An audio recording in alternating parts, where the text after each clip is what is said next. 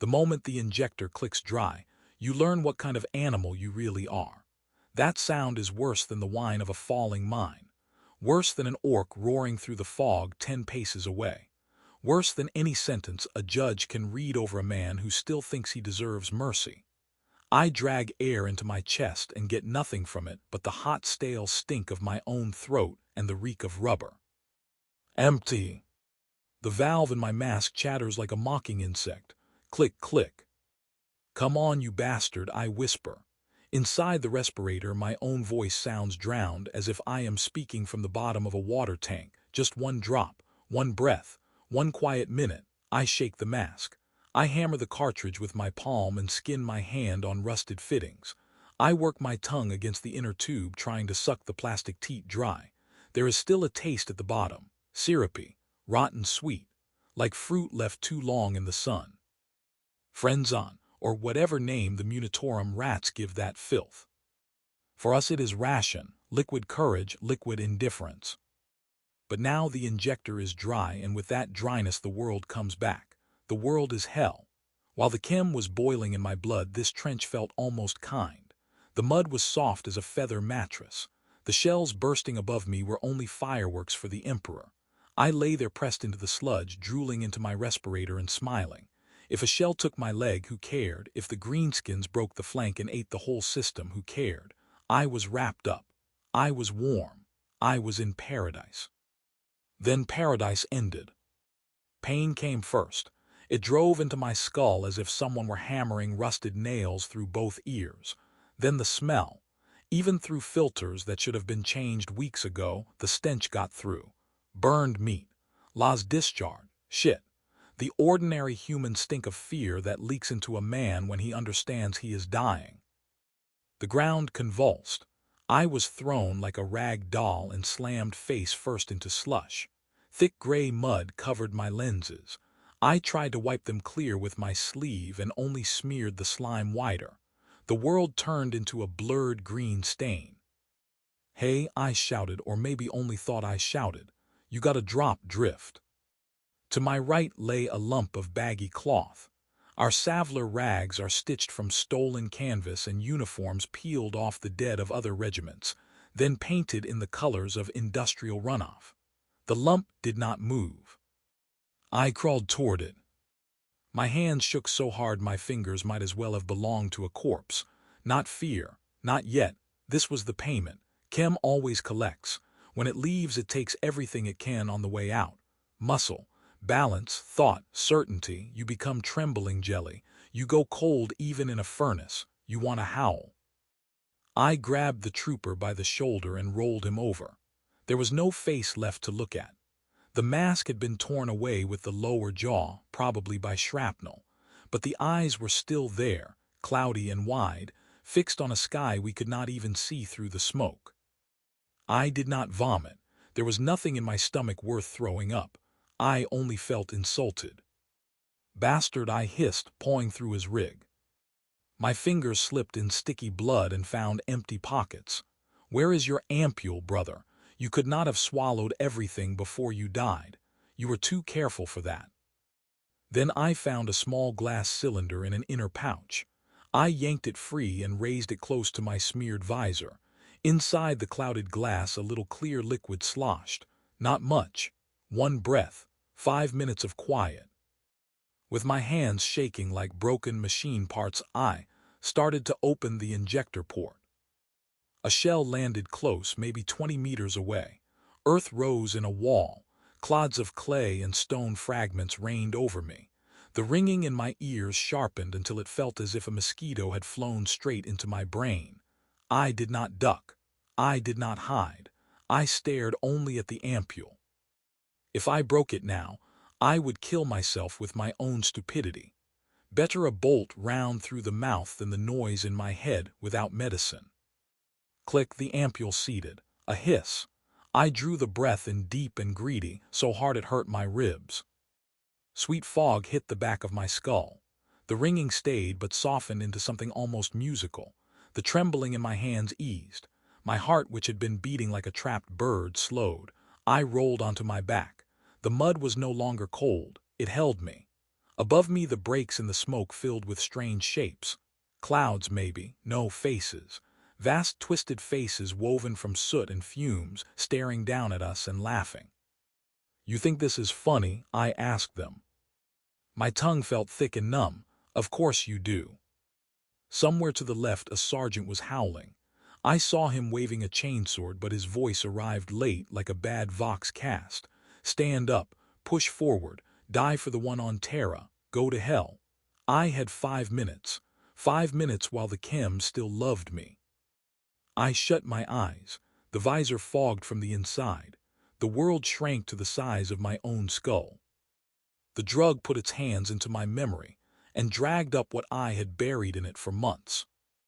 The battle sounds changed first. Bolter thunder, screams, the hammering of a heavy stubber, all of it became the measured knock of a judge. "Defendant, rise." That voice, I had not heard it for a year, for an age. I opened my eyes and saw not the gray sky of a poisoned world but a ceiling. Low, dirty, not the holding cell, earlier than that, the ceiling of a records warehouse. The smell of the ampule changed with the scene. No longer chemical vapor. Now it was dust, old paper, and cheap alcohol spilled down the front of a shirt. I felt my body here in the trench sink deeper into the ground. But my mind drifted back to the place where I had still had a name, where I had not yet become a number with a mask welded to his skin. "Why did you do it?" the voice in my head asked. Not the judge now, the one I betrayed. I tried to answer, but the drug had turned my lips to wet cloth. I did not want to, I thought. The most pathetic lie in the universe. None of us wanted to end up in a penal legion. None of us dreamed of becoming chem hounds. We just slipped once, and the floor never stopped falling. I remembered my hands.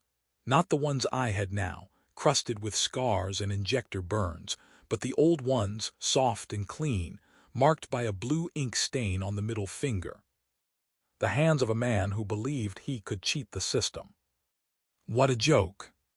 The ground shook again under another blast, but I was far away by then, dropping into the same pit I would never climb out of. Have you ever heard what silence sounds like in a hive? My life before Savlar was the color of old parchment, yellow and dry and dusty. I was not a soldier. I had never lifted anything heavier than an auto pen. I was a third-rank scrivener in the administratum of Hive Primus, on a planet whose name the chemicals have almost burned out of me. It might have begun with a V, or a G-Chem destroys memory better than flame. But I remember that day. I remember the blue ink mark on the middle finger of my right hand. It never washed away. No matter how hard I scraped at the skin with pumice, the little stain remained like a brand, proof that I belonged to the paper machine. My work was sorting shipping orders for nutrient bricks sent to the lower levels. 15 hours a day, 6 days a week. My life was one stamp after another, approved, rejected, returned for reprocessing. I thought I was a small but necessary gear, that if I stopped striking those forms, someone far below would starve. I was naive. The machine would have eaten without me. It began with Mara. She was not my wife.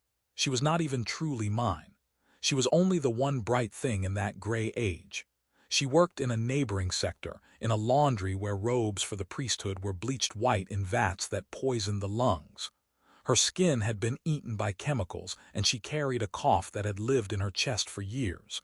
Nothing unusual for the middle tiers.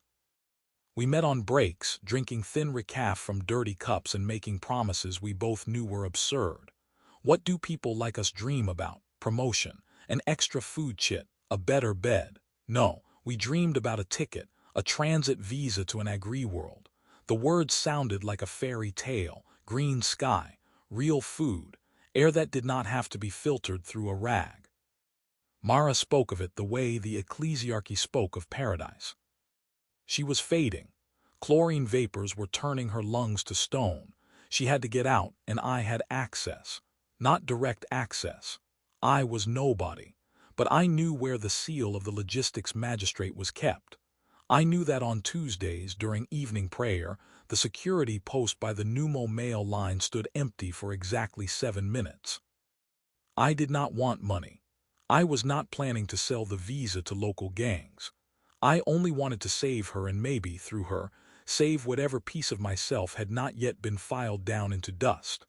I wanted to feel just once that I could change something, that I was more than a stamping arm. I remember that Tuesday. My hands shook so hard I nearly dropped the seal. It was heavy brass with an aquila on the grip. It felt hot as if I were holding a coal. I pressed it into the form. Parchment cracked. Metal thudded against the desk. The imprint came out perfect. Red ink. A ticket into life. I slid the document under my tunic against my skin. My heart hammered somewhere in my throat and made it hard to breathe. Did I feel like a criminal? No, for the first time in 30 years I felt alive.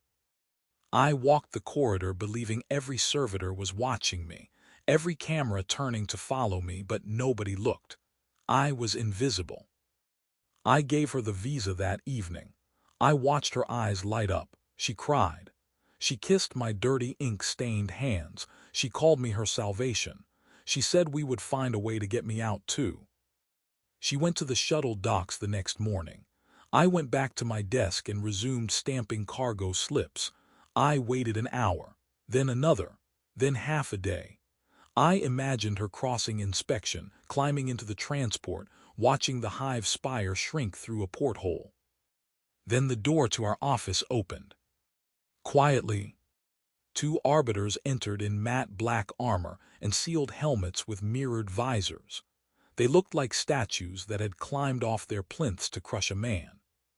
Silence settled over the room so hard it felt physical. Pens stopped scratching. Heads sank into shoulders. Everyone knew that when arbiters came, someone disappeared. Everyone prayed it would not be them. They did not shout. One of them only lifted a gloved hand and pointed at me.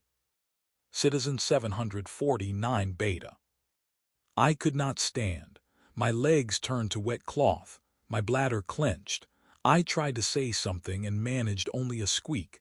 They walked over. One jerked me up by the collar like a kitten that had fouled the floor. I saw my own reflection in his visor, a face twisted with terror, sweat on the brow. You are charged with the falsification of imperial documents, theft of state property, and aiding unlawful migration. I did not ask how they knew. It was written in the flat way they stood. They had caught Mara. And this is the part I hate myself for more than anything I ever did later on Savlar. They dragged me to an interrogation room, not one of the torture chambers whispered about in habitation blocks, only an ordinary gray room, a table, a lamp, a chair with restraints. The investigator never hit me. He only set the forged paper on the table between us, my perfect red stamp bright as blood. Beside it he placed a pict of Mara in her cell. She was sitting on the floor somewhere with bruises on her face and a split lip. She claims she stole the seal herself, he said. His voice was tired, bored, like a clerk filling out another form. She says you knew nothing. Is that true? He looked at me and I knew what the answer would be. If I said yes, she stole it, I might get a lighter sentence. Negligence, dereliction, penal service, not immediate death. She would be executed or turned into a servitor, but I would breathe a little longer. If I said I did it, I forged it, then they would kill me instead. The ventilation hummed. That low mechanical noise drilled straight through the skull. I stared at the pict, at the split lip of the woman I believed I loved, the woman I had wanted to save. I opened my mouth. I wanted to be heroic. I really did. She made me do it, I whispered. The investigator raised one eyebrow. Louder for the record. She talked me into it, I shouted, and tears burst out of me. Not noble tears, snot, spit, everything. I shook against the shackles and rattled them on the table. I did not want this. She said she had connections. She said if I refused I would be killed. I am loyal. I am innocent, please. I betrayed her. I sold her for the ghost of a chance that I might not be beaten with a shock maul that very hour. I screamed and repented and poured out everything. How we met, what we talked about, how she hated her work. I pushed her under so I could climb on her back for air. I turned into slime. The investigator listened without interrupting. Then he switched off the recorder. Pitiful, he said, without feeling. Useful for the case, though. They did not send me home after that. Of course not. The administratum does not forgive mistakes, and the Arbeits do not forgive weakness. But they did not execute me. Your life belongs to the Imperium now. 3 days later, they read out my sentence. You have proved that you are a coward and a thief, but the Emperor has use even for trash like you. I never saw Mara again. I hope they shot her quickly. I hope she never learned what I said in that room. That is a lie, and I know it. Places like that always tell you exactly who put the knife in your back. Then came the convoy. They packed us into the hold of a cargo shuttle like livestock. Hundreds of us. Murderers, thieves, heretics, political offenders, and me, a small clerk with an ink stain on his finger and nothing left inside him. Darkness, the smell of unwashed bodies and panic. Someone cried in a corner. Someone prayed. Someone was already sharpening a shard of plastic torn from the wall. I sat with my knees tucked up, staring at nothing. Inside me there was only emptiness. I thought it could not get worse. I had betrayed the one person who had made my life bearable. I had lost my wretched, safe little existence. I was on my way to die. The shuttle shuddered. Engines roared and pushed us into the floor. We were leaving the gravity well. Where are they taking us? The man beside me asked. He was missing one ear and had the twitching neck tattoo of some lower hive gang. What difference does it make? I said. A big one, he muttered. They say Armageddon is burning again, or Cadia. At least there you die fast. The pilot crackled over the speaker. I missed most of it. Only one name got through, a name that sounded like metal scraped over glass. Savlar. The one-eared thug went pale. Even in the red emergency light, I saw all the swagger drain out of him. "Oh, Emperor," he breathed, "not there. Better the firing squad." I did not know Savlar. Only rumors. A poison world. Chemical badlands. A place where the Imperium mined things too dangerous to touch anywhere else. I closed my eyes. Mara was still there behind them. The shuttle ride to Savlar did not feel like travel. It felt like being archived, stacked, labeled, moved from one shelf to another in a universe that had already decided our purpose. Every time the hull groaned under strain, someone whispered a prayer. Every time the lights flickered, someone swore. Nobody talked about life after sentencing. None of us were fools enough for that. We only talked about how we might die, quickly, slowly, cleanly, in fire, in gas, in the dark, by enemy hands, by our own officers. On a prison shuttle, death is the only future people discuss honestly. Forgive me, I thought. Even in my own mind, I knew there would be no forgiveness. When the assault boat ramp began to lower, I expected light. Flood lamps, barking dogs, ranks of soldiers with lasguns. I expected beatings. Instead, we were met by air. The moment the seal of the hatch broke, it rushed in and hit us. I cannot call it atmosphere. It was a living substance. Aggressive.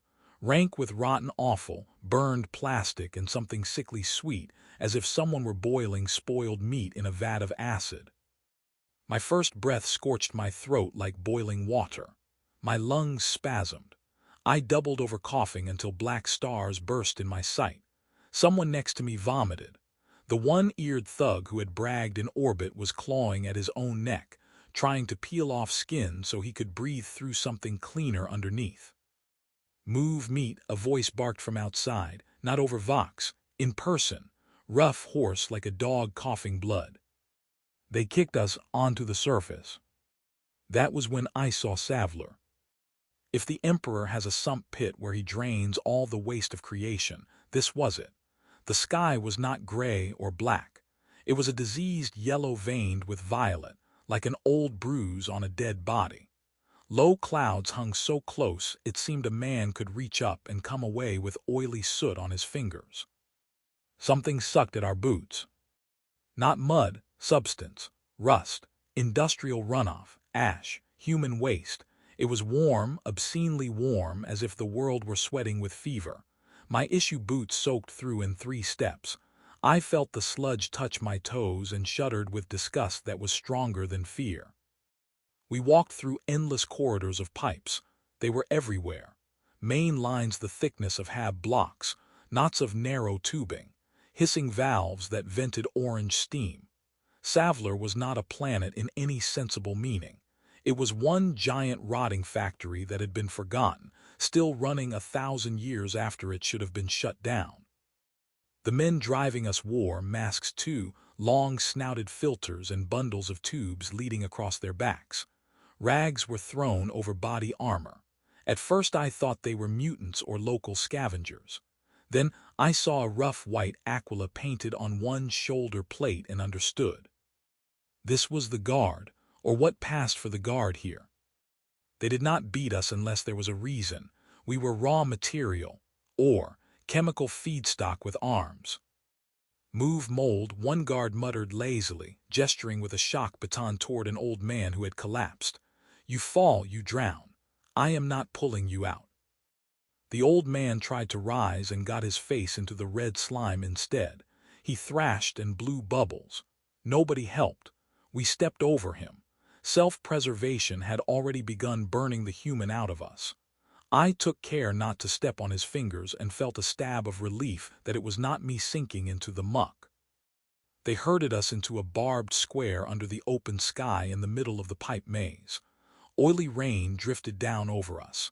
It did not wash anything clean. It only added another layer. That was where the sorting started. Not like men, like animals at a slaughter line. Tech priests in filthy red robes jabbed scanners at us and muttered in binary. Hands. A servitor barked at me. The machine had a circular saw where its left hand should have been. I held them out. It clamped one wrist and looked at the ink mark on my finger. Paper rat rasped the priest behind it. Muscle mass below standard. Lung capacity degraded. Not fit for the mines. Dead within a week. Rendering, the servitor asked in a voice flat as a dead monitor. Everything inside me went cold. Rendering corpse starch. Even I knew the word. Wait. Someone else approached. He was massive, not with muscle but with gear. A breathing rig covered his chest, tubes leading through surgical ports straight into his throat.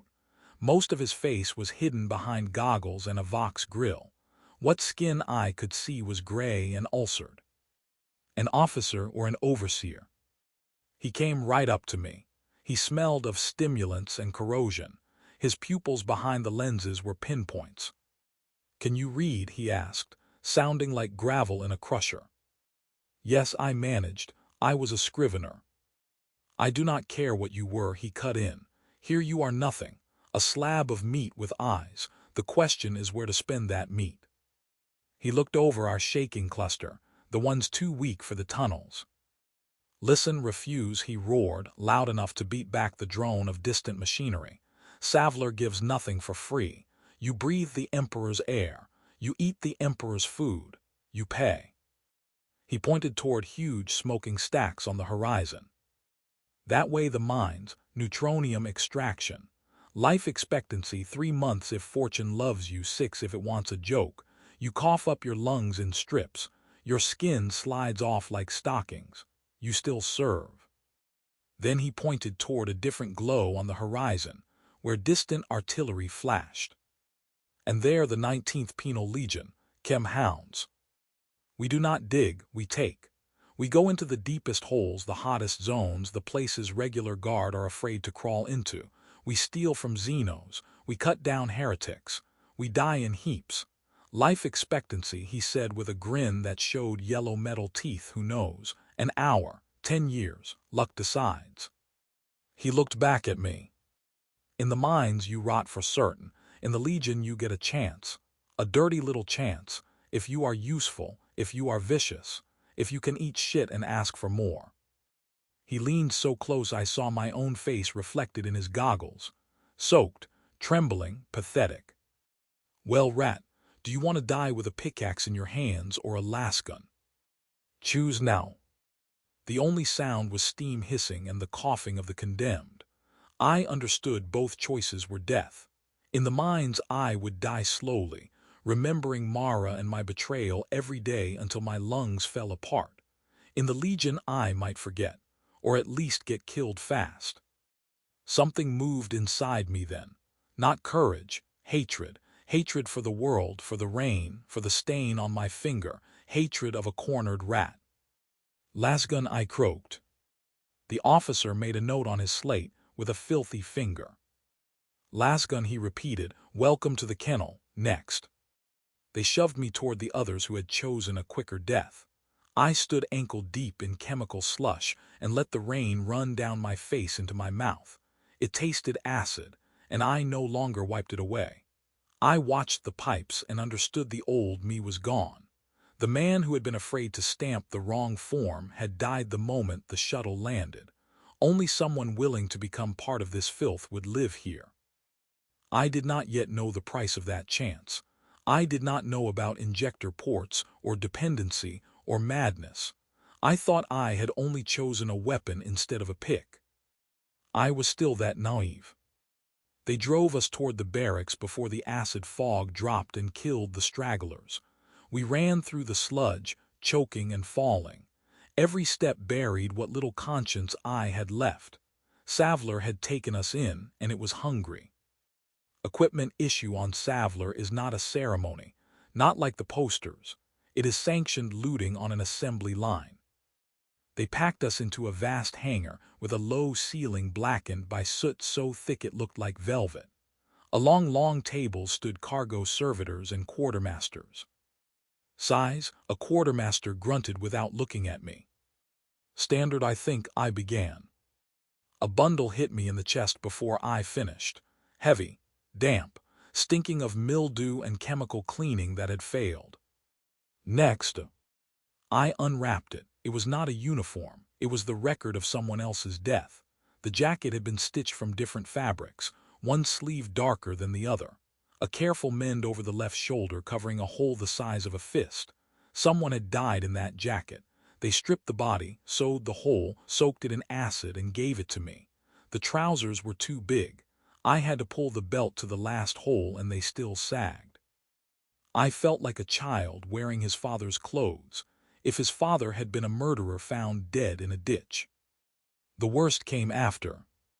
They led us to the medical stations, a grand name for rusted chairs with leather straps soaked in old blood. Sit, the medic said. He wore a butcher's apron spattered with something brown. I sat, straps tightened over wrists and ankles.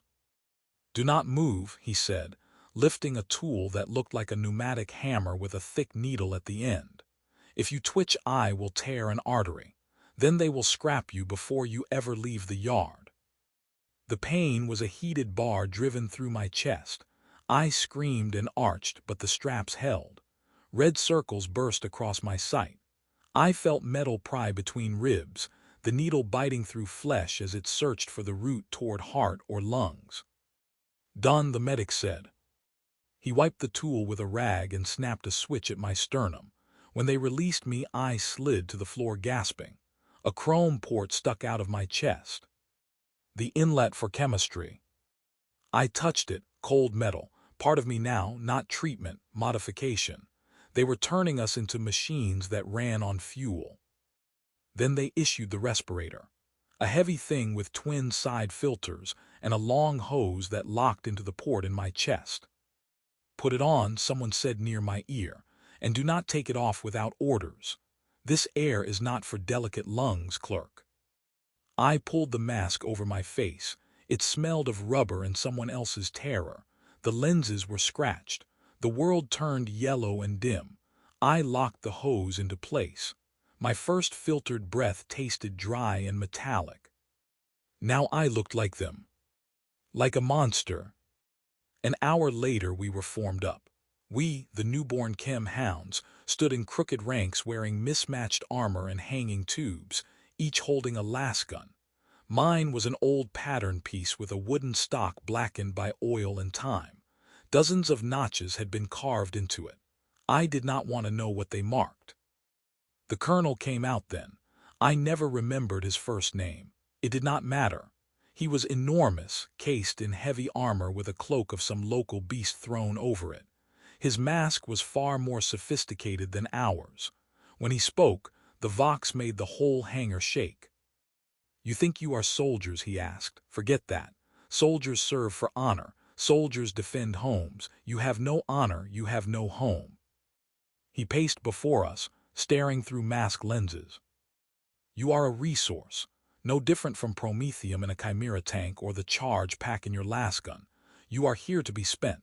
The Imperium does not care about your souls. It needs your bodies to plug a firing slit, clear a minefield with your feet, or make the enemy waste ammunition." Brutal, yes. It was the most honest speech I had ever heard. In the administratum they lied about higher purpose. Here they told the truth. We were meat. Then he stopped and raised an ampule of violet fluid. "You do have one advantage. We will give you what others do not have: strength, fury, forgetting. This is your god, this is your mother and your father. Nitrocum. Obey and you get your dose. Run and the withdrawal kills you. Freeze and the enemy kills you. Kill the Emperor's enemies and you live in bliss. Die and you will not care by then. Any questions?" There were none. We were dismissed to our squads. Departure in 4 hours. Our section was crammed into one corner of the hangar where steel bunks had been welded 3 high. I sat on a lower bunk with the lasgun across my knees. My hands still trembled after the surgery in my chest. I felt emptied out, as if all the human in me had been scooped away and packed with dirty rags. "Hey, clean one," a voice said from above. A head hung over the edge of the upper bunk. The mask had been shoved up onto the forehead. I never forgot that face. Gray skin, black smudges under the eyes, pupils shrinking and widening every second, a twitch in the eyelid, the jaw constantly moving as if chewing even when there was nothing there. "You talking to me?" I asked. "To you. Your eyes are not yellow yet and your hands are not ulcered. That makes you clean." He dropped down in one quick jerking movement, insect fast and weirdly precise. "Drift," he said, offering a hand with no fingernails left, only knotted skin. 749, I began, then stopped. I did not have a name anymore. "Forget it," he said. "No one asks for names here. They give you a nickname and you answer to it while you are still clean enough to care." He sat beside me, took my lasgun without permission, checked the action, peered into the barrel. "Full charge pack, but the contacts are oxidized. Clean them unless you want it bursting in your face on the first shot." "Thanks," I muttered. He grinned around the gap where a front tooth used to be. "Not kindness, meat. I just do not want you dying in the first second and getting me killed too." He took a small ampule from his pocket and fitted it to the port in his chest with practiced ease. His eyes rolled back. A shudder ran through him. When he exhaled, it sounded indecent. "Oh yes," he whispered.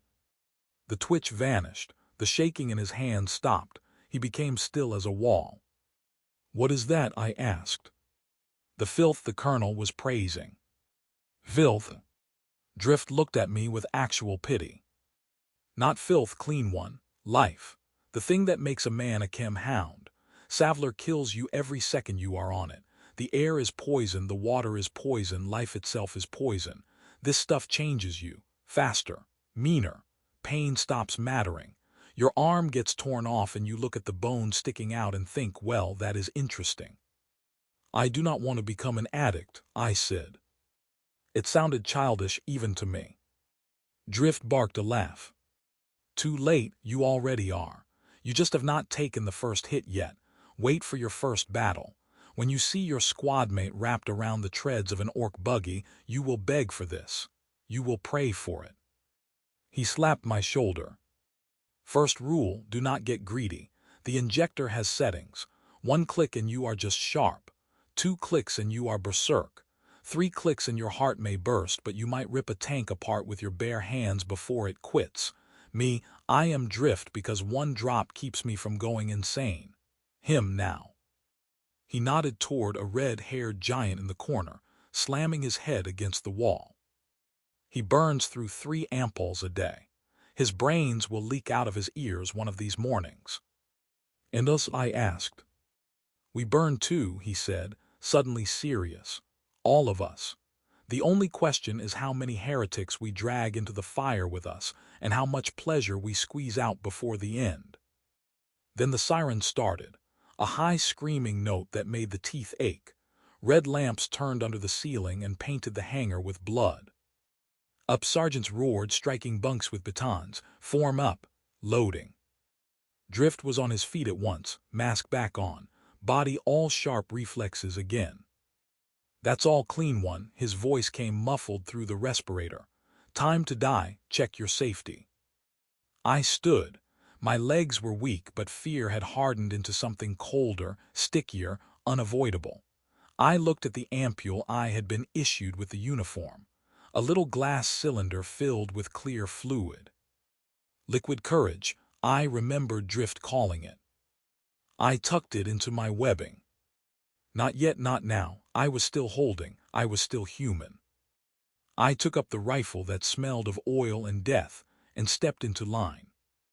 We marched to the shuttles, boots hammering metal, hundreds of faceless men with tubes in their chests, an army of murder machines, and every one of us shaking under the armor.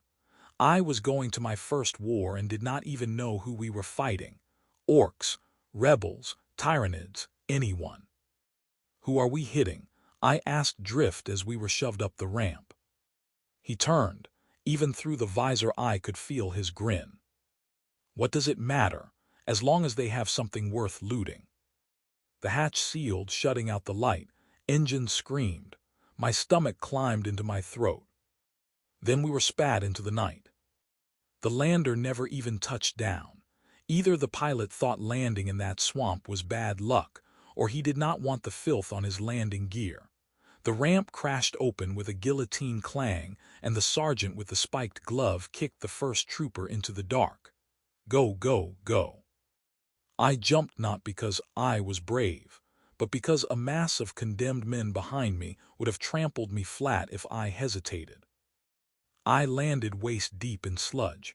Unlike the warm muck in camp, this was icy. Dead marsh water that smelled of sulfur and rotten roots. Chaos was everywhere. Complete, lightless chaos with no up or down, no tactics. They had simply thrown us into the kill zone like a bucket of waste flung onto a fire, hoping it might smother part of it. Light carved the dark, red flashes from las guns, white blasts of mines. All of it became a strobing nightmare. I could not see the enemy, only shapes moving in the mist and fountains of mud leaping into the air. A man from 3rd Company fell beside me. I never knew his name. Half his head had simply vanished. I watched his body sink into black water and paint it brown. Shoot, idiot, somebody yelled, striking my helmet. I raised the rifle and fired. The beam went into darkness nowhere. I shot at shadows. I shot at brush. I shot to hear my own weapon crack and drown out the sound of my teeth chattering. We ran forward. Why forward? Because the commissars were behind us. I never saw them, but I felt them on the back of my neck. On Savlar they say an enemy bullet can miss. A commissar's never does. We were not soldiers. We were targets. A distraction. While we drowned in that bog, the proper guard in real armor were probably swinging around the flank. Every one of our lives bought them 3 seconds while a gunner reloaded. I tripped over a root and crashed face first into the mud. That saved me. A burst from a heavy stubber went through the space where my chest had been a heartbeat earlier. I flattened myself against the root of some dead tree. The mask fogged. My breathing came ragged. My heart slammed so hard into my ribs I thought it would break out from the inside. I am going to die. I am going to die right now. The thought pulsed in my skull like a warning lamp. Then I saw him. Another chem hound lay behind a hummock to my right. He was on his side, knees pulled up, whimpering. His belly had been opened. Gray shining loops of gut spilled into the swamp and mixed with the weed and slime. With filthy gloves he was trying to push them back inside himself. That was the end. Terror locked every joint in my body. I could not move. I was only meat waiting for the butcher to finish. Then I saw the ampoules on his chest rig, 2 of them, full, clear, salvation. He saw me looking. "Help, brother," he rasped. "Please, give me one." I crawled toward him. Mud sucked at my elbows. Shells landed closer. The whole ground rocked, but all I could see was those ampoules. I reached him. His eyes were mad with pain. "Hurts," he whispered. "Hurts, mother." I took one of the ampoules from its loop. "Thank you," he breathed, trying to angle his chest port toward me. I looked at his wound. There were no medics here. If I dosed him, he would only die a little less painfully, and in 5 minutes the chem would be gone. I needed it. I needed it more. Without it, I would go insane with fear, stand up, run, and get killed. "Forgive me," I whispered. My voice did not sound like mine. I did not seat the ampule in his port. I clenched it in my fist. His eyes widened. "You rat," he said, and found sudden strength enough to lock a death grip around my wrist. "Mine, give it back." He began to scream, loud, sharp, the sort of scream that could bring enemy fire or a sergeant. "Shut up," I hissed. "Let go." He pulled harder, dragging my hand toward himself. I had no choice. That is what I told myself then. That is what I tell myself every time sleep gets too close. I pulled the knife. A dull, rusted piece of iron they had issued with the rations. I did not aim for heart or throat. I just drove it into his neck wherever I could. He choked. The grip loosened. His eyes glazed over, full of one last astonished accusation. He did not die to enemy fire. He died by the hand of his so-called brother.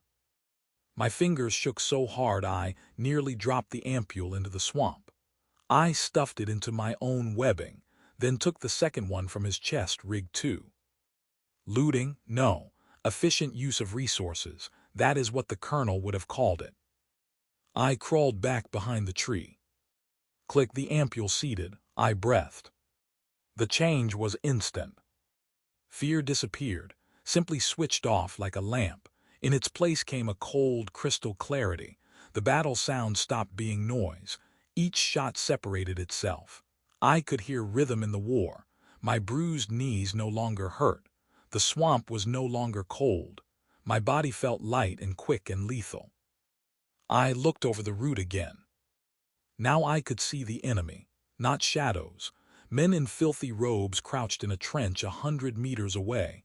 Heretics, traitors, meat. My rifle came up without a tremor. The sight settled on a standard bearer waving a flag with an 8-pointed star. I fired.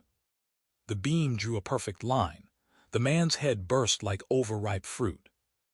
I felt nothing, no triumph, no disgust, only work. "Forward," somebody shouted. I rose and went in full stride, stepping over bodies and raking the trench with fire. Men around me fell and I did not care. I was a machine now, full of stimulants and adrenaline. We took their trench in 10 minutes. What happened after that comes back in pieces. Flashes, screams, the smell of scorched flesh, the memory of smashing someone in the face with my rifle butt until the stock cracked, the feel of a boot on a face while I vaulted the berm. I was effective. I was a chem hound. By dawn, the dirty sky of Savlar was lighting the field. Bodies were everywhere, ours and theirs mixed into one carpet of pulped meat. 12 of us remained from the whole section. I sat on an ammunition crate, wiping my bayonet on my trouser leg, while the chem began to wear off, and the leaden exhaustion returned. Drift came over, alive, soaked in other people's blood, mask cracked but alive. He looked at me, then at the bloody knife I had forgotten to sheath, then at the empty ampule in my chest port, not my issue ampule, one marked for third company. He asked nothing, he understood everything. With his toothless grin, he thumped my shoulder. "Baptized now, clean one," he rasped. "You are one of us." I looked at my hands. Beneath the crust of blood and mud, the ink stain on my finger was gone. The scrivener was gone too. I pulled out the second ampule I had stolen from the dead man. A trophy, a life for the next fight. "Yes," I said, hiding it deep in my gear, "one of you." I did not feel like a hero. I felt like a murderer. But I was a living murderer, and on Savlar that is all that matters. War is not mostly shooting. If I count all my time on Savlar, battle takes maybe 1 part in 20. The rest is waiting, waiting for death, thick and sticky and slow. Savlar also teaches you that routine is more frightening than battle. A firefight at least admits what it is. Routine lies. Routine tells you there will be another bowl of mash, another damp blanket, another shouted order, another sunrise under a yellow sky. Then you notice that 1 bunk is empty, then 3, then half the room. Men disappear so steadily that absence becomes part of the furniture. After a while nobody asks where the missing went. Trenches, mines, rendering vats, punishment pits. It makes no difference. The living need the dead to vanish quietly, because otherwise they would have to count. We made camp in the ruins of some processing plant. Toppled columns like Titan ribs rose from the muck. Liquid dripped from somewhere above all the time. Maybe condensation. Maybe leaking chem tanks on higher levels of the hive. Chemhound life is simple and ugly. We slept in piles pressed together for warmth because our blankets warmed no better than newspaper. We ate what they gave us, gray protein mash that tasted like wet cardboard mixed with engine oil, and more often what we found. "Look, clean one," Drift said one night, sitting on an overturned ammunition crate and sorting through a filthy little sack. "What do you think the quartermasters give for these?" In his palm lay gold crowns and a couple of silver rings, some bent, some still clotted with bits of dried flesh. "You tore those out of heretics?" I asked, lazily wiping down the breech of a looted carbine. My old rifle with the wooden stock had burned in the first assault. "Heretics, guardsmen, what is the difference?" Drift spat, thick dark saliva hitting the floor. "Dead men have no teeth. Dead men have no rights. The living need smoke. The living need a dose." Looting was not considered sin there. The whole economy ran on it. We were not a regular army. We were a pack of scavengers that the Imperium pointed at the enemy. Officers ignored us stripping bodies as long as we could still walk to the next assault. No one cared where my new boots came from if I could run in them. No one cared that Drift wore 3 signet rings from 3 different regiments if he was always first into a bunker. "That ring was on the finger of an 8th Cadian lieutenant," I said, pointing at a skull seal. "Yeah," Drift said, "good man, shouted loudly, died stupid. Mine took the finger off. He does not need it anymore, and I get 2 ampules of elephant for it. Fair trade." Fairness. It was a word Savlar liked to twist inside out. By a fire lit inside a chemical barrel sat an old man named Asher. They said he had once preached in the underhive until he beat a tax collector to death with a candlestick. He still had the cadence of a preacher, but the chem in his blood had warped scripture into lunacy. "It is written," Asher muttered, staring into the fire with red inflamed eyes, "that we are fuel, coal in the furnace of his wrath. Coal does not ask why it burns. Coal only blackens and falls to ash. In that is its joy." "Shut up, old man," Ember grunted from nearby, scraping his bayonet on a chunk of concrete. The sound of metal on stone got into the nerves, but Ember liked it. There is no joy, only the hit and the crash after. "You are blind, son," Asher wheezed. "The Emperor loves us. Do you know why? Because we are his shadow. Guardsmen in bright armor are his light, and we are where the light does not fall. We do the dirty work so his hands stay clean. Is it not a great honor to be the filth under God's nails? I listened and felt only a cold hollow turning inside me. Once, in another life, I would have called such talk blasphemy and reported it.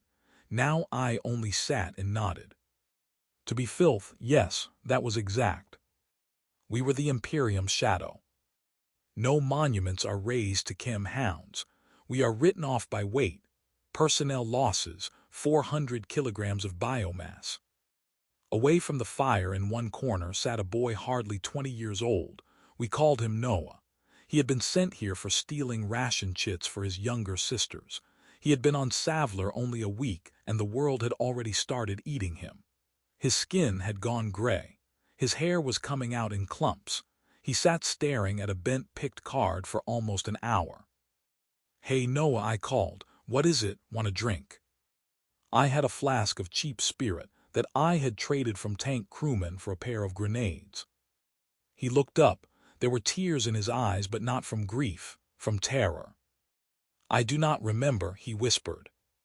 "What do you not remember?" "Her face." He pointed at the pict. It showed a tired, smiling woman in work robes. "My mother, I see the nose, the eyes, the mouth, but I cannot remember her alive. I cannot remember her voice. I cannot remember how she smelled." He clutched his head with both hands, fingers hooked in sparse hair. "The chem," he said with hatred, "it takes everything. First fear, then pain, now memory. I try to remember us sitting in the kitchen and I see only this cursed factory, only guts and mud. It is burning me out from inside, clean one. I am turning hollow." I looked away because I knew he was right. The day before, I had tried to remember Mara, the woman for whom I had broken my life. I remembered facts, her name, where she worked, the forged seal, but I could not remember her laugh. I could not remember the color of her eyes. Instead of her face, I saw only the shining image of an ampule. The glass cylinder had become my lover, my family, my past, my future. "Forget," Drift said, walking over. He put a hard hand on the boy's shoulder, almost fatherly. "Memory is ballast here. It drags you backward. You need to walk forward into machine gun fire. If you keep thinking about your mother's pie, you die. If you think only about where to find your next dose and how to kill that orc over there, you live." "I do not want to forget," Noah said, his voice breaking. "You will," Drift said. "Or you become a chem hound or you become a corpse. There is no third thing." He snatched the pict from the boy's hand. Noah lunged, but Drift was quicker. He tossed the card into the fire. Noah screamed and threw himself toward the barrel. "Sit down," Drift roared, shoving him back into the muck. "I did you a favor. Now there is nothing left for you to lose. Now you can be angry." The card curled black in the heat and vanished in a flash. The woman's face became ash in a second. Noah sat there shaking, looking into the flames. I thought he would cry. He did not. Instead, he took out his injector with trembling hands and dosed himself. A minute later, the shaking stopped. He lifted his head. All the homesickness was gone from his eyes. In its place, there was only cloudy chemical emptiness. "You were right, Drift," he said in a voice stripped of all tone. "It is easier now." We sat in silence, listening to the last crackle of somebody's memory in the fire. I took a long drink from my flask. The spirit burned my throat but could not kill the metal and sweet rot taste the chemistry had left in my mouth. That taste had become permanent. Outside, beyond the broken walls, the air raid siren rose again. "Up meet," the Vox pole bellowed. "The enemy is breaking the perimeter in Sector 7. Move." We stood automatically like factory workers whose break had ended. We checked weapons. We checked ampoules. I looked at Noah. He was reloading his last gun. His face was calm, almost dead. He was no longer the boy who missed his mother. He was a chem hound. "Come on," I said. "Come on," he answered. "Hope there is something worth stealing." We marched out under the acid rain. We were going to kill in order to buy one more day of forgetting. We were the shadow of the Imperium, and every day we grew longer and darker. Have you ever felt as if your skeleton were being pulled out through your skin? Not literally, though on Savlar that could happen too. I mean the moment the chem leaves you. It does not go all at once. First the world loses color. Flashes of laser fire, blood spray, orange flame, all the rich brightness you get under Frenzon suddenly goes flat and gray. Then weight comes back. The rifle that weighed nothing a second ago turns to lead. The armor on your shoulders becomes a gravestone. Your legs turn to stuffed cloth, and then the fear arrives. We were holding Sector Gamma 9, a grand name for a rubble heap that had once been a pumping station. The enemy had us pinned. I never even saw who they were, only endless fire from the dark and mortar rounds chewing the ground into a lunar field. I crouched behind a slab of broken concrete, pressing the trigger and sending beams into nowhere. Then I heard it. Click. The injector in my chest made that dry little sound, softer than a breath, louder than the whole bombardment. Empty. My left hand went to the pouch on my belt where the reserve ampule should have been. My precious. One more hour of quiet. My fingers found glass. Relief surged, then broke. The glass was wet and jagged. I pulled my hand out. Blood and clear sticky fluid coated my fingers. A splinter from a mine or a fall on rock, it did not matter. The ampule had shattered in the pouch. The liquid that was worth more than my life had soaked into dirty cloth. No, I whispered, no, no, no. I raised my hand to the mask and tried to breathe the scent from my glove, tried to lick the chem from the fabric like an animal. Pathetic. Then the withdrawal hit. It struck my solar plexus like a maul. My body folded in on itself. My empty stomach tried to turn inside out. The spasm was so violent I dropped my rifle. My hands began that fine, hateful shaking nothing can control. My teeth hammered until I bit my tongue bloody. The world around me became unbearable. All the battle sounds that chem had filtered now hit me raw. Every explosion hurt in every nerve. Clean one, somebody shouted from the right. Cover me, they are coming. I bent for the rifle. It slipped out of my hands and fell into the muck again. I could not hold it. The muscles just stopped obeying. I was not a soldier. I was an addict with the dose taken away. The same voice shouted again. I turned my head. It was Noah, the boy whose mother's pick had burned in the barrel. He lay 3 meters away behind a pile of rusted pipe. He no longer had legs. A mine had landed in front of him. Below the knees there was only a red ruin pulsing his life out into the mud. He was not screaming yet. The shock had not worn off. He stared at the stumps and tried to drag himself backward. Clean one, he said when he saw me. His face was white as chalk, his eyes black pits of panic. Help me. I should have crawled over, tied a tourniquet, dragged him to cover, dosed him, done something. I could not move. Cold sweat ran into my eyes inside the mask. I felt small and naked and infinitely weak. Clean one, he pleaded, stretching a hand toward me. Do not leave me. They are coming. I hear them. I heard them too. Heavy boots, rough voices in Gothic. The heretics were coming to finish the position. Noah understood then that I was not going to save him. He understood he was already dead. Then kill me, he shouted. Do not let them take me. Please be my friend, shoot me. Mercy, one final kindness. I forced myself to pick up my sidearm, an old heavy auto pistol. I raised it. The muzzle shook so badly it traced figure eights in the air. I saw his face twisted with pleading. Shoot, I told myself. Do one decent thing in your filthy life. I pulled the trigger. The round struck concrete 1/2 meter from his head.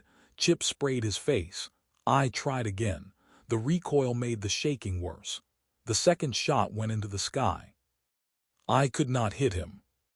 5 meters away, and I could not hit him. I had been broken so completely, by the lack of chemistry, that I could not even mercy kill a dying friend.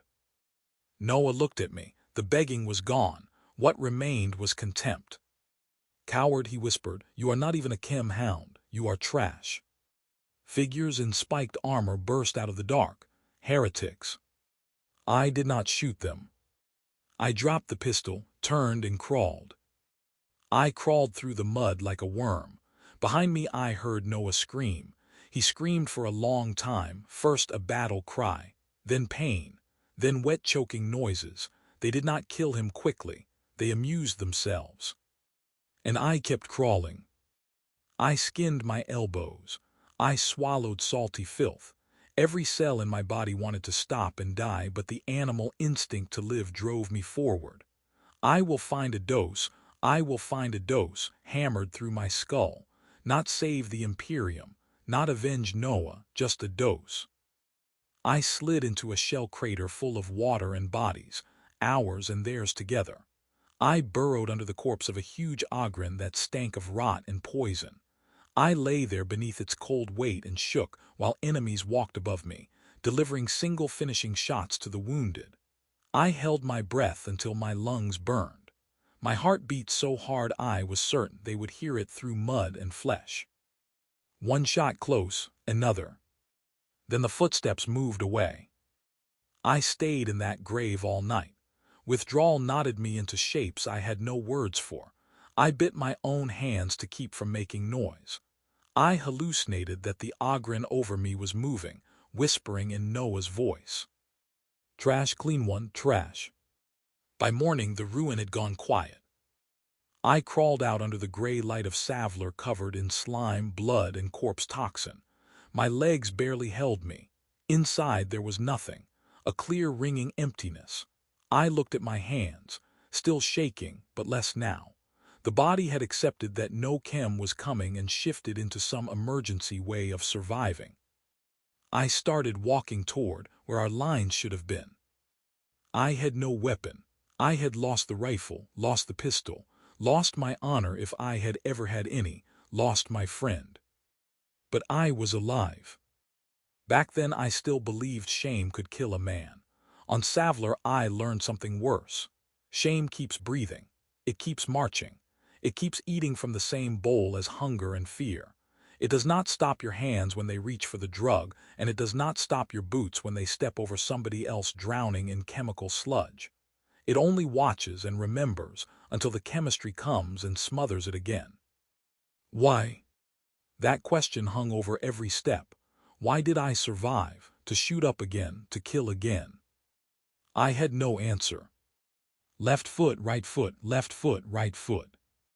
After an hour I walked into a patrol of the 19th Legion. Halt, a corporal shouted, aiming his las gun. I raised empty hands.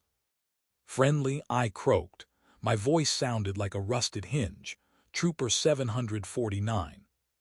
He lowered the gun and looked me over. Where is your section? All dead. Where is your weapon? Lost it. He spat into the muck. Deserter. No. I looked him in the eye. I did not care if he shot me or not. I had survived. Something in my face must have convinced him, or maybe he could not be bothered filing the paperwork on an execution. Lucky bastard, he said, pulling an ampule from his pocket. Take it. Make yourself look human. You look like roadkill. He tossed it to me. I caught it. Glass, cool, smooth, beautiful. I stared at it and hated it. It had killed Noah with my hands, but my fingers were already opening the port. Thanks, brother, I said. Click breath. The emptiness inside me filled with sweet fog. Conscience went quiet. Noah disappeared. Only the chem hound remained, and he was ready to serve again. They hauled me back not because I was a hero, not because anyone at headquarters cared about the fate of Trooper 749. They saved me because the Imperium had a logistics problem. Transport from the prison worlds was delayed by warp storms, and the holes in the line still had to be plugged. It was cheaper to scrape survivors like us off the ground, tape us together with stimulants, and throw us back into combat than wait for fresh meat. I remember the throb of the Valkyrie engines. I sat strapped to a hard bench and stared at the toes of my boots. They were new. I had taken them from that corporal or from somebody else. I did not remember which. Across from me sat another trooper with half his face missing. The wound was wrapped in bandages soaked through with blood, but his one remaining eye glittered with cheerful insanity. Under his breath he sang some children's counting rhyme in the rhythm of a funeral march. "Are we going home?" he asked suddenly. I lifted my head. It felt full of lead. The last dose was fading, leaving only a dull ache. "We do not have a home," I said. He giggled. "Right, no home, only the kennel." They unloaded us on the same landing pad where I had arrived, though time on Savlar cannot be measured in days.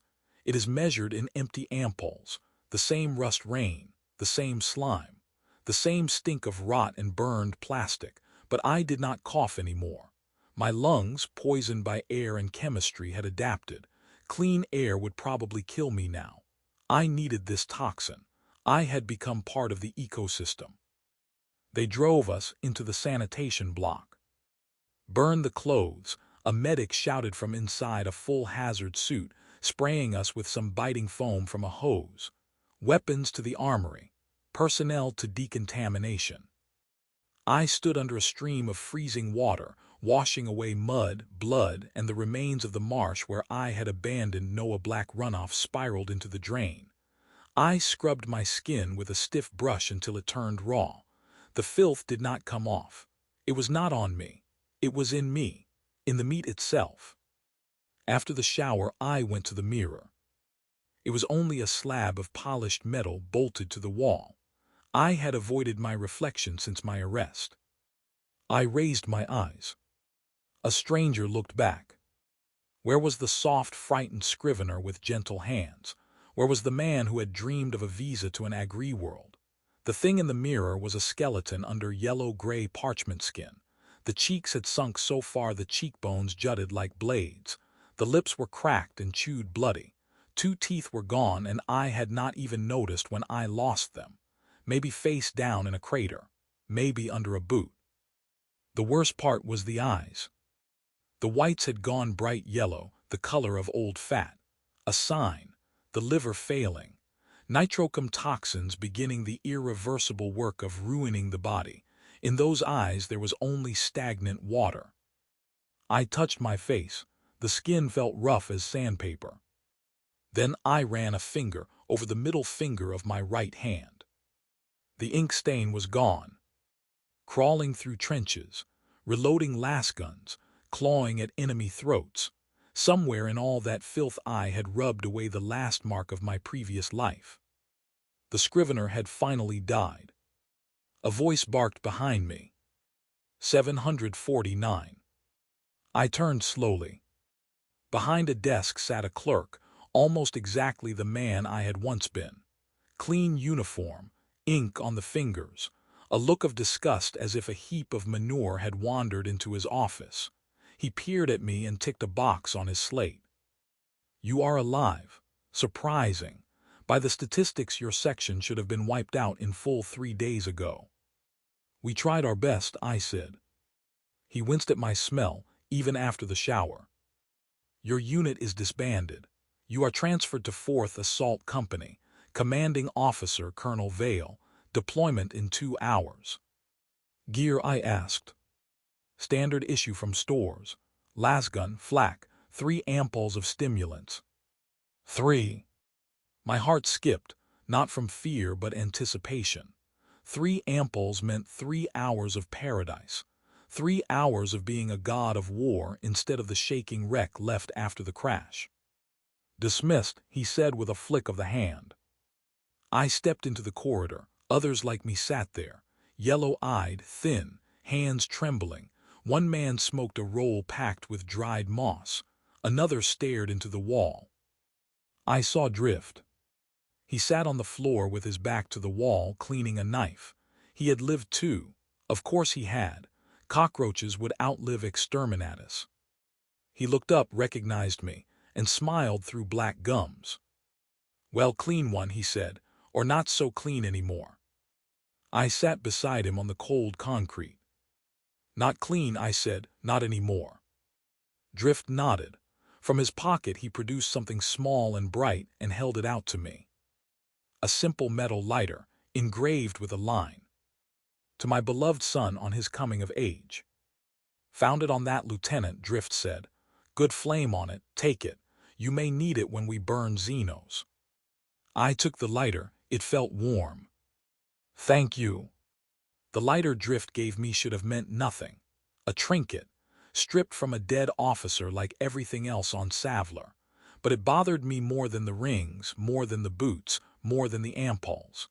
Somebody had once bought it, wrapped it, handed it across a table, and believed the world still had room for sons growing older and fathers planning futures. I held that little piece of metal, and understood how far I had traveled from any life where gifts were given out of love instead of cut off a corpse. We sat without speaking while officers passed by pretending not to see us. We were invisible to them. Furniture, tools, resources. I remembered the colonel on that first day. You are a resource. At the time it had sounded insulting. Now it sounded almost comforting. Resources do not need to think. Resources do not doubt. Resources do not remember the woman they betrayed or the friend they left screaming in the mud. Resources just work until they break. I pulled my new uniform from the store's bag, as ragged and dirty as the old one. I put the jacket on and buckled the belt. Then I took up the mask. My respirator, my real face. I looked into its dim lenses and saw the shape of my future. Endless war, endless filth, that sweet heavy taste in the mouth that never leaves. I would kill. I would loot the dead. I would betray again if survival demanded it. I would crawl through guts to find one more dose because there was no road back. The world with sunlight and clean sheets and love was a fairy tale. A lie. There was only Savlar, only war. And that is the ugliest lesson Savlar ever taught me. A man does not become a beast in one grand moment. It happens in layers. One lie in an interrogation room, one step over a drowning prisoner, one stolen ampule, one scream ignored in the dark, one memory traded away for a cleaner hit. By the time the transformation is complete, there is no trumpet blast, no revelation, no final verdict. There is only the quiet understanding that the kennel door has closed, and you stopped trying to find the key a long time ago. I pulled the mask on. The rubber settled against my skin like something familiar. The filters hissed. The world grew muffled and distant. I locked the hose into the port in my chest and took a long breath. I was no longer 749. I was no longer a scrivener. I was not even a man. I looked at Drift, who was already standing and taking up his rifle. Well then, Hound, he said, shall we go for a walk? I stood, my hands were steady. In my pocket lay 3 full ampoules. I was ready. Woof, I said from behind the mask, without humor and without irony. It was the only language I truly understood now. Then we walked toward the exit, where the siren was screaming and the sky burned with the colors of disease. We were going back to our kennel, our hell, our home. And as the siren wailed and the sick sky burned above us, I understood that Savlar does not merely swallow men. It digests them slowly until they call the acid comfort and the cage belonging.